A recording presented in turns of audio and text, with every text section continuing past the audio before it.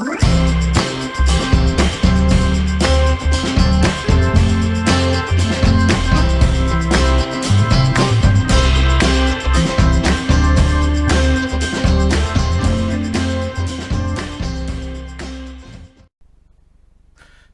and welcome to the Gamer's Closet. I'm your host, Douglas Weed, and today we're going to be talking about Conquest of the Ring. Conquest of the Ring is a game that was manufactured in 1970 by the Hobbit Toys and Game Company.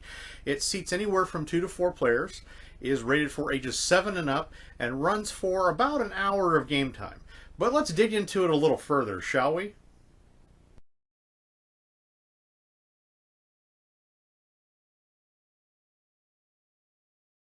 Conquest of the Ring was released in 1970 by the Hobbit Toys and Game Company.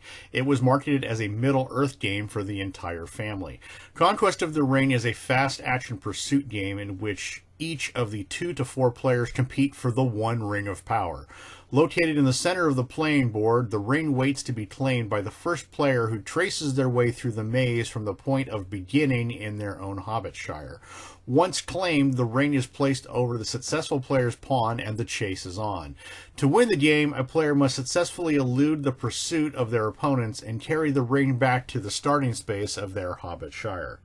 This game does come with multiple pieces. It comes with a playing board, 4 dice, 1 ring of power, and 4 player pawns in yellow, blue, red, and green.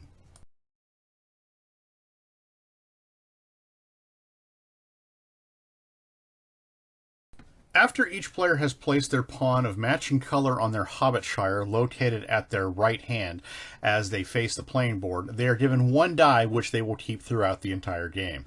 The Ring of Power is placed in the center of the board as indicated. Players may simply appoint one of their number to begin, or each may roll their die once with the highest score indicating the player to start the action. Taking turns from right to left, each player rolls their die and moves their pawn the corresponding number of spaces, attempting to choose the quickest path to the ring. In making each move, players must adhere to the following rules.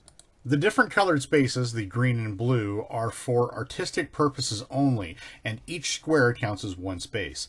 Heavy bars in the pattern on the playing board are barriers forming the maze and may never be crossed except where broken. A move may be made in any direction except diagonally, but may not be reversed to cross the same space twice during the same turn. Any space, including the ring space in the center and shire spaces, may be moved through or occupied in the course of play. Total number of spaces indicated by roll of the die must always be moved.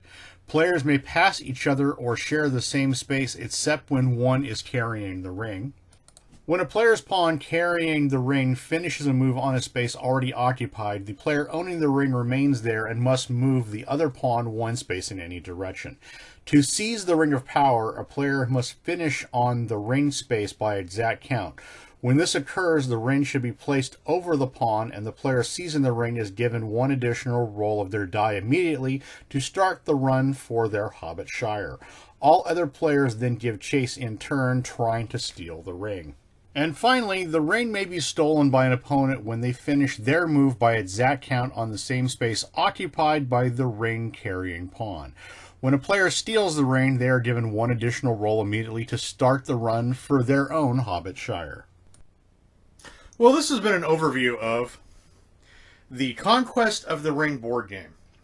Now, this board game is a little odd, as the game company that created it, as I can find, only created the 1 game. They never produced anything else. I'm not sure if they went under after that or got sued by the Tolkien estate, but I can't find very much on this game. The game itself looks really nice. It has a really nice art look to it. It has the Lord of the Rings dragon. It has Gandalf and Gollum on it, but it has this very characterized art look to it. So it's a very interesting game just to look at. The game itself is pretty basic. I would say it's a introductory strategy game, because basically in this game you go and get the ring and then you have to take it back to your shire, which is basically just a large version of capture the flag in a maze. There's not much substance to it. It does have a little bit of edginess, especially when you're trying to capture the rings, and then you get additional movement. But other than that, there's not much to it. The game itself goes online anywhere from about $40 to $75 if you can find a copy of it. I know Noble Knight Games has a copy of this on their website for about $75. It's not a very common game, as I've found. And for what it is, honestly, there are many other versions of Capture the Flag. So if you want a nice Lord of the Rings feel version, I would say go for it. It has the ring in the center of the board, but it has not much else to it. So it's an interesting game if you want to pull it out during a retro game night or a family night, or if you want to teach your kids how to play a basic strategy game. I would say this is a good option for you, but there are many other versions that are out there, and a lot of them that are way cheaper. So I would recommend probably going and finding one of those games. But if you do want a nice Lord of the Rings feel version of Capture the Flag, this is a very good option for you. So if you haven't played Conquest of the Ring before, I would recommend picking it up. It's very kid-friendly, very easy to play, and it is a decent time running through it. The more players you have, the harder it can get, so it can go up to that hour time frame. But if you're running 2 players, I would say 15-20 minutes tops is a good standard playthrough. But like I said, if you haven't played Conquest of the Ring before, I would recommend playing this game. Well, that's it from us here at the Gamers Closet. We'd like to thank you for checking out our game of Conquest of the Ring from the Hobbit Toys and Game Company. If there's a game in the future you'd like us to review or go over, please put it in the comments below. Please hit subscribe so that way you can be the first to check out our future content. And as always, please, have a great gaming day.